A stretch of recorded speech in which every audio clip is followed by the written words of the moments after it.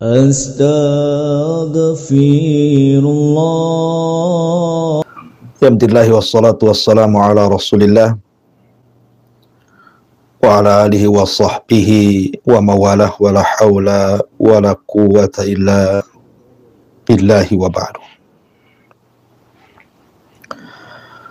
Alhamdulillah, segala puja dan puji hanya milik Allah subhanahu wa ta'ala. Salawat teriring salam kita hadiahkan kepada Rasul kita Nabi besar Muhammad sallallahu alaihi wasallam. Ma'asyiral muslimin, para pendengar dan para pemirsa dimanapun Anda berada, semoga Allah subhanahu wa ta'ala memuliakan kita semuanya. Alhamdulillah, di pagi hari ini kita bisa kembali bermuajah lewat media yang sama-sama kita cintai ini. Dan pembahasan di pagi hari ini kita akan membahas tentang azan dan suara gonggongan anjing. Ma'asyiral muslimin yang dimuliakan Allah subhanahu wa ta'ala, sebuah pertanyaan, kenapa apabila azan dikumandangkan,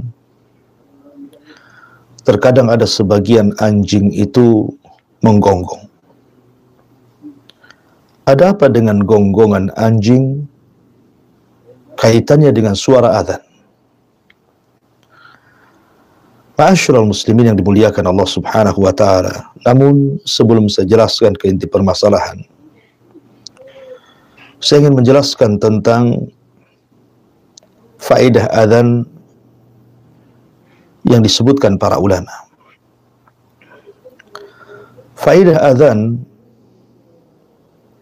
ada 4, sebagaimana dinyatakan oleh Al-Imam An-Nawawi rahimahullahu ta'ala dalam kitabnya Syarh Muslim. Beliau mengatakan, dzakaral ulama fi hikmatil adhan. Ulama menyebutkan pada hikmah azan itu arba'ata asya. Ada 4 perkara. Yang pertama, idharu sya'airil Islam. Azan itu dikumandangkan dalam rangka mensyiarkan syiar Islam. Yang kedua, wa kalimatut tauhid. Azan ini dalam rangka mengumandangkan kalimatut tauhid, kalimat tauhid yang merupakan asas dan dasar seluruh dakwah para nabi dan rasul. Kemudian yang ketiga, al-i'lam bidukhulil waqti, memberitahu tentang telah masuknya waktu salat dan juga tempatnya. Dan yang terakhir tentunya ad-du'a ilal jamaah, seruan untuk melaksanakan salat jamaah. Inilah di antara fungsi dari fungsi-fungsi azan. Ma'asyiral muslimin yang dimuliakan Allah subhanahu wa ta'ala, adapun keutamaan azan ma'ruf, sebutkan berdasarkan nas hadis. Di antaranya adalah Nabi sallallahu alaihi wasallam mengatakan, al-muadzdzinuna atwalun nas a'naqan yaumal qiyamah. Para muadzin adalah orang yang paling panjang lehernya pada hari kiamat. Kemudian juga bahwa suara yang mengumandangkan azan akan menjadikan pengampun daripada dosa-dosanya. Innallaha wa malaikatahu yusalluna 'alas saffil muqaddami wal muadzinu yaghfiru lahu bimuddi sautihi wa yasduquhu man sami'ahu min ratbin wa yabisin wa lahu mithlu ajri man shalla ma'ah. Sesungguhnya Allah dan para malaikatnya, mereka bersalawat kepada orang yang berada di shaf yang paling depan dalam salat. Dan seorang muadzin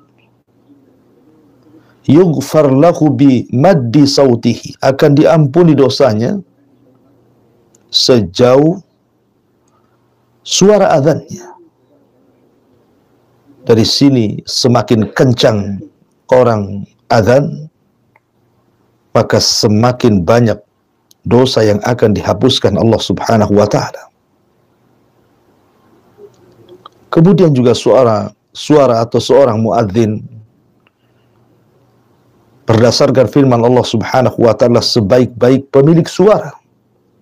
Wa man ahsanu qawlan mimman da'a ila Allah wa 'amila salihan wa qala innani minal muslimin. Siapa lagi yang lebih baik ucapannya dibandingkan orang yang menyeru manusia ke jalan Allah Subhanahu wa taala. Dan banyak lagi keutamaan-keutamaan azan yang jelas. Pembahasan kita kembali ke awal, kenapa apabila seseorang yang mengumandangkan azan ada sebagian anjing yang menggonggong. Ma'asyiral muslimin yang dimuliakan Allah Subhanahu wa taala. Di dalam sebuah hadis Nabi sallallahu alaihi wasallam bersabda, "Idza sami'tum nubahal kilab wa nahiqal khumuri bil laili fata'awwadhu billah fa innahunna yarawna ma la tarawn." Apabila kalian mendengar gonggongan anjing atau ringkikan keledai di malam hari, berlindunglah kalian kepada Allah Subhanahu wa taala, karena kedua hewan itu melihat apa yang kalian tidak lihat. Dari sini menunjukkan bahwa suara gonggongan anjing dan ringkikan keledai ini, keduanya dari syaitan. Sebab Nabi SAW mengatakan, ta'awwadhu billah. Kita disuruh untuk berlindung kepada Allah Azza wa Jalla. Dan biasanya perintah perlindungan itu adalah umumnya dari syaitan yang terkutuk. Ma'asyiral muslimin yang dimuliakan Allah Subhanahu wa taala. Lalu kenapa pula apabila seseorang yang sedang azan, tiba-tiba ada sebagian anjing itu yang menggonggong? Perhatikan hadis Abu Hurairah radhiyallahu an. Nabi sallallahu alaihi wasallam bersabda, "Idza nudiya lis-salati adbara syaitan wa lahu durat hatta la yasma' at-ta'dhin." Apabila salat dikumandangkan, maksudnya suara azan dikumandangkan untuk memanggil manusia salat, maka syaitan akan lari, walahu durat, dan dia memiliki suara angin atau suara kentut yang sangat keras supaya dia tidak mendengar azan. Fa'idha qudiyan nida akbar. Tetapi kalau seandainya selesai muadzin itu mengumandangkan azan, maka syaitan akan datang lagi. Hatta idza thuwiba lis-salati adbar. Sampai apabila seorang muadzin mengumandangkan qomat, kembali syaitan akan lari. Hatta idza qudiya at-tathwib akbar. Sampai apabila selesai qomat, syaitan kembali lagi untuk mengganggu antara orang salat dengan Allah Subhanahu wa taala. Hatta, sehingga yakhtiru bainal mar'i wa nafsihi yaqulu udhkur kadza lima lam yakun yadhkur min qablu hatta yadhalla ar-rajulu ma yadri kam shalla. Sehingga syaitan akan masuk kemudian akan mengatakan ingat ini dan ingat itu, sehingga terkadang seseorang ingat apa yang tidak ingat ketika salat, sampai kemudian seseorang dilupakan berapa kali dia sudah salat, 2 rakaatkah, 3 rakaatkah, dan begitu seterusnya. Ma'asyiral muslimin yang dimuliakan Allah Subhanahu wa taala. Dari hadis ini menunjukkan bahwa apabila seorang muadzin mengumandangkan azan ataupun qamat, maka syaitan lari. Boleh jadi, kata para ulama, apabila seseorang yang sedang mengumandangkan azan tiba-tiba terdengar suara gonggongan anjing, maka ada 2 perkara yang disebutkan para ulama. Pertama, anjing ini melihat syaitan sehingga dia menggonggong. Jadi ketika suara azan berkumandang, maka syaitan akan lari, dan syaitan yang sedang lari itu terlihat oleh anjing, sehingga anjing ini menggonggong. Ini satu pendapat. Yang kedua, atau anjing itu adalah, atau sebagian anjing itu sendiri jelmaan dari syaitan, sehingga dia menggonggong ketakutan. Dan itu berdasarkan hadis yang dikeluarkan Imam Muslim. Nabi SAW mengatakan, al-kalbul aswad syaitan, bahwa anjing hitam itu adalah syaitan.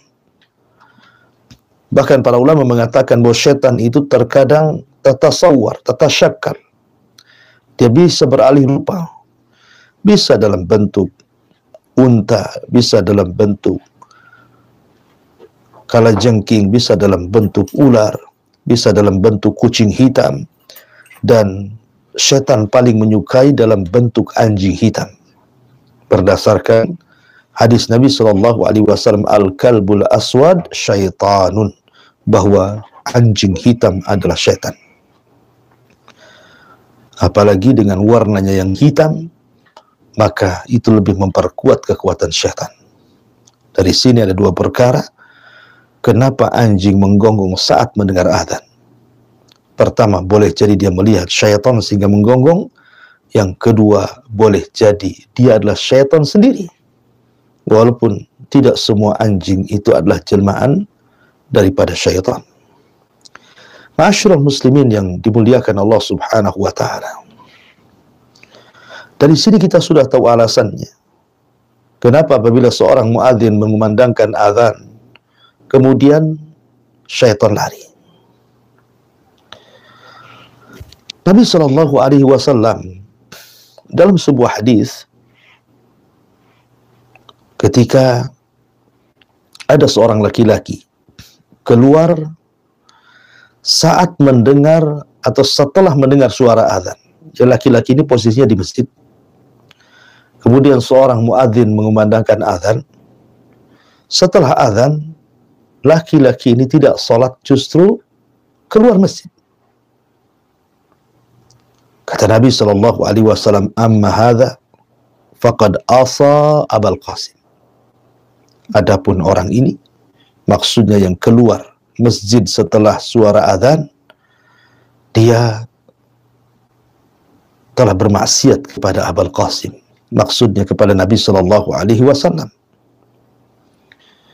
Kenapa Nabi SAW melarang?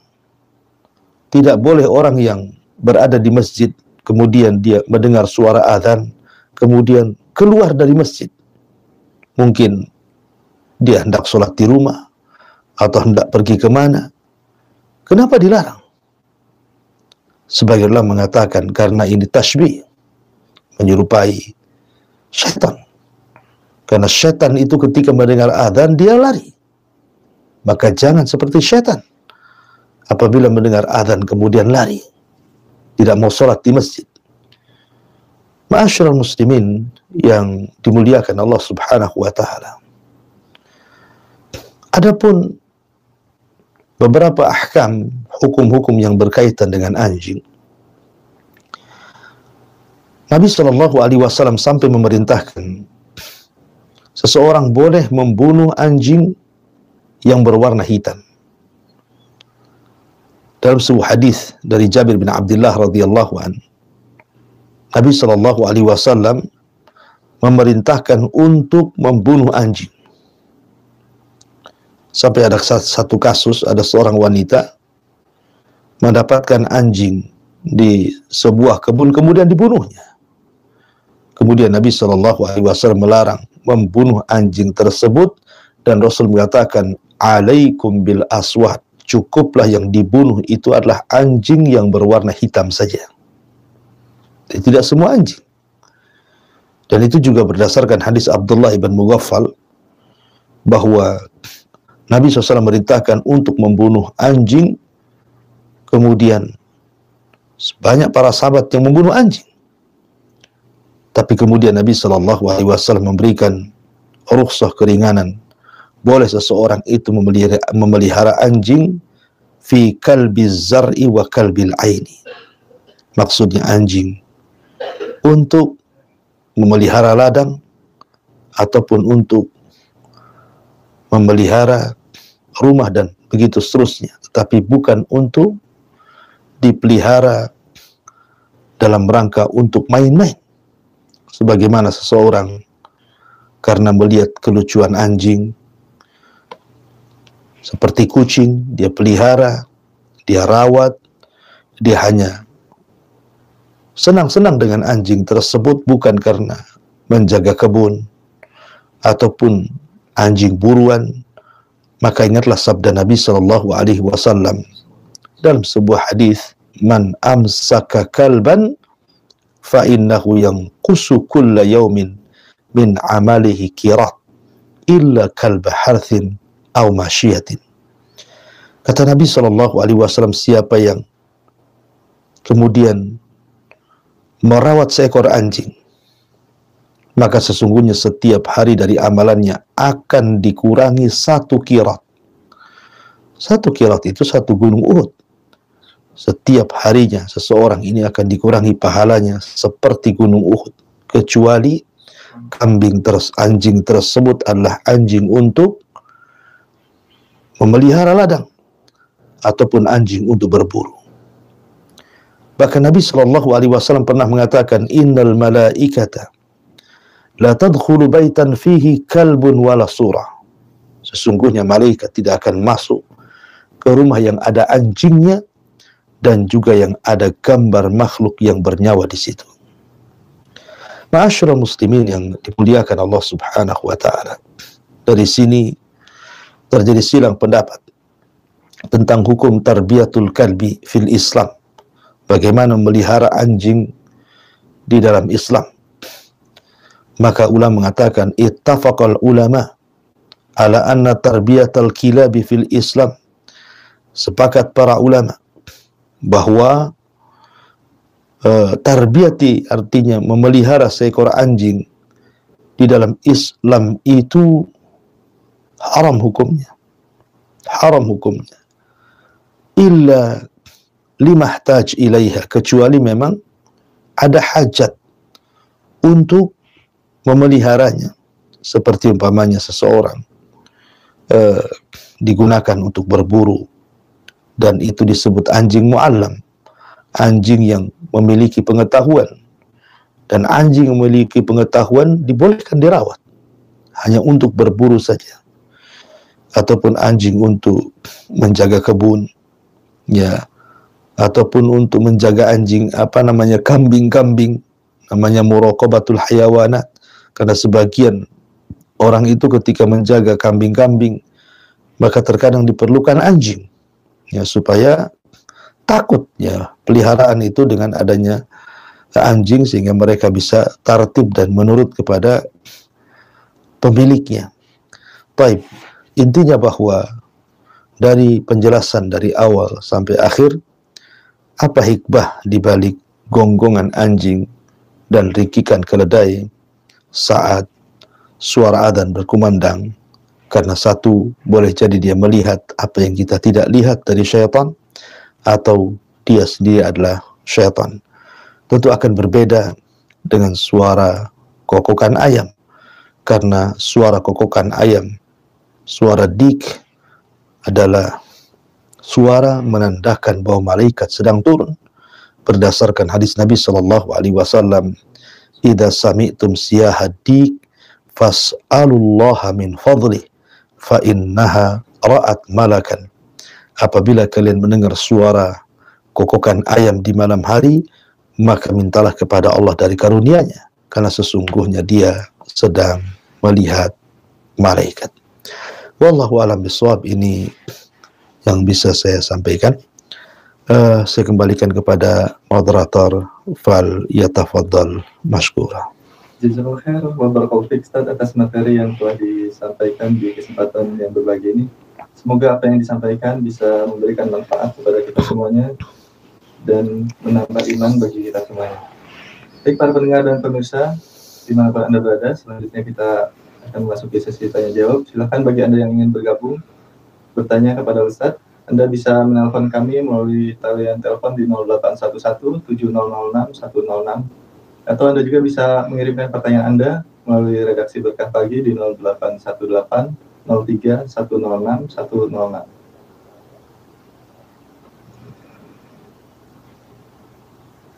Baik, saya bacakan pertanyaan yang sudah masuk, Ustaz. Baik. Pertanyaan yang pertama berasal dari saudara kita Firman di Batam.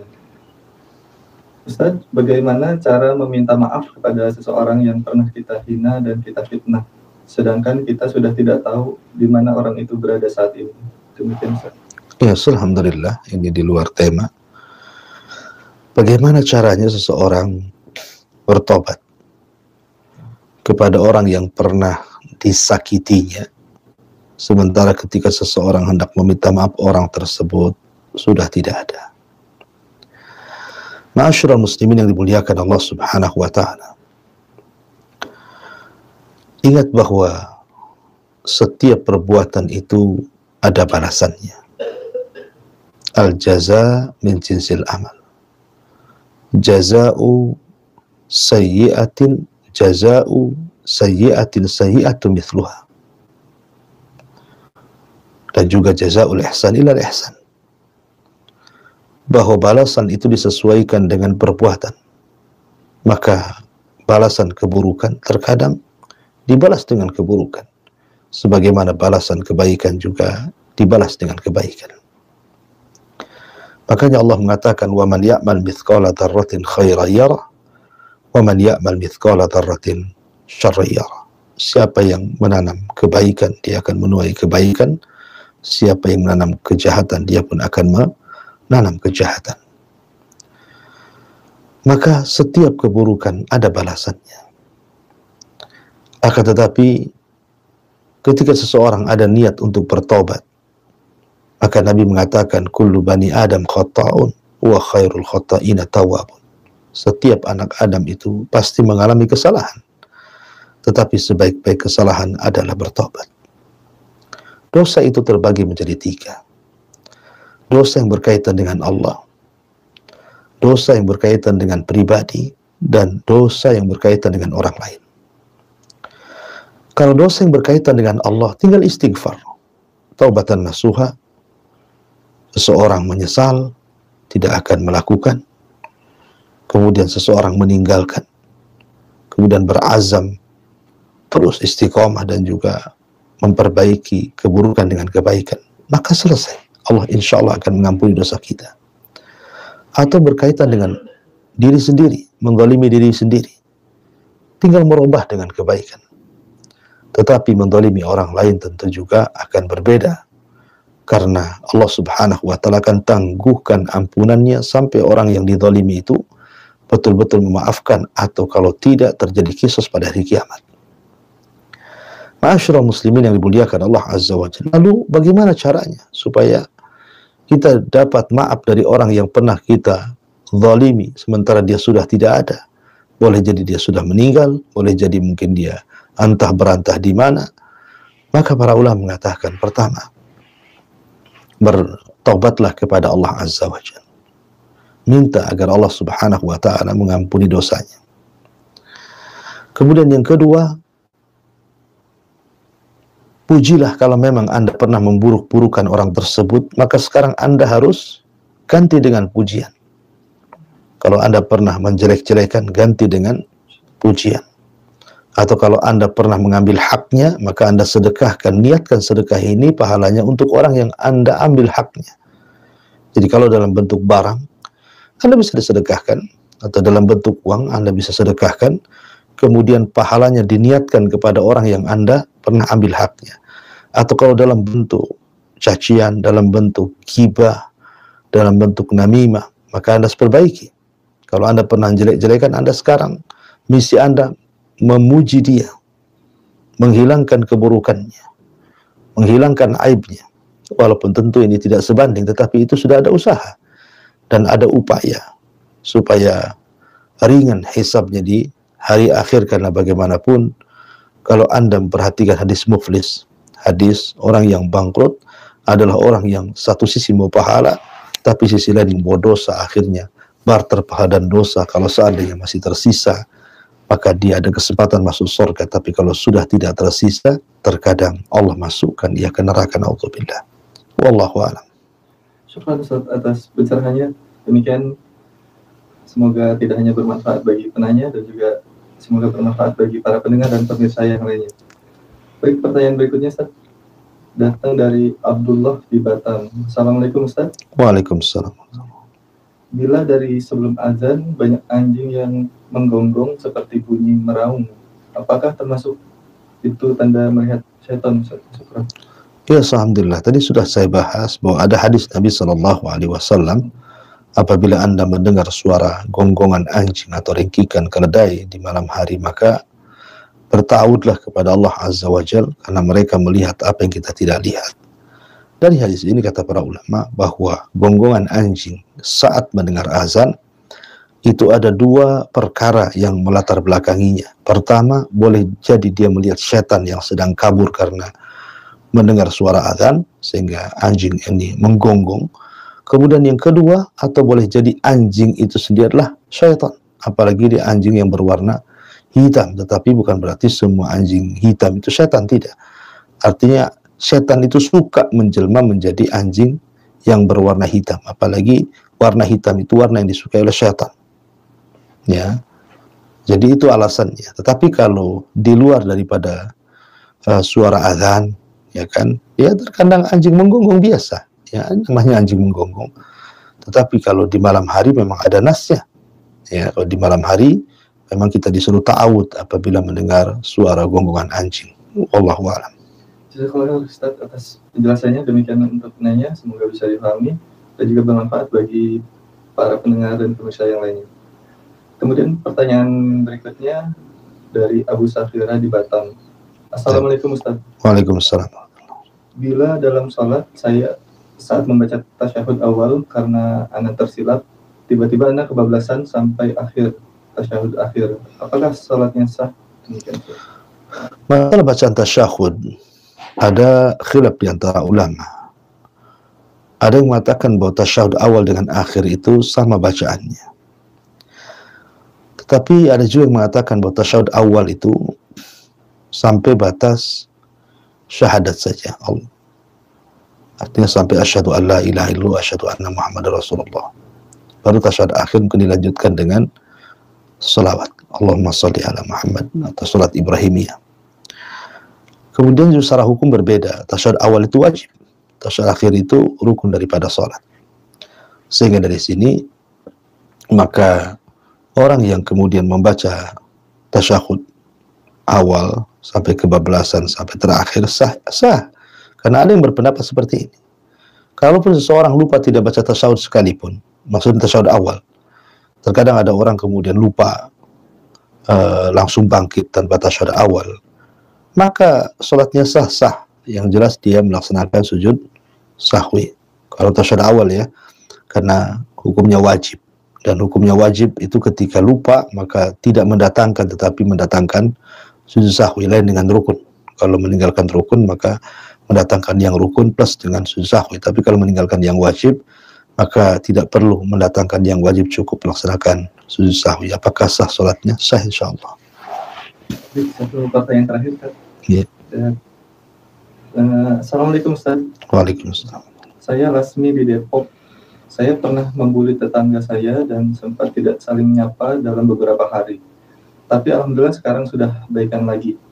Tetapi saya tidak tahu apakah tetangga saya sudah memaafkan saya atau belum, karena saya tidak pernah meminta maaf secara khusus akan hal itu. Apakah saya harus meminta maaf secara langsung? Ya, alhamdulillah, salatu wassalamu ala rasulullah amma ba'du. Kalau Anda memang merasa bersalah, maka sebaiknya Anda minta maaf. Memang meminta maaf itu berat, tetapi memaafkan itu jauh lebih berat lagi.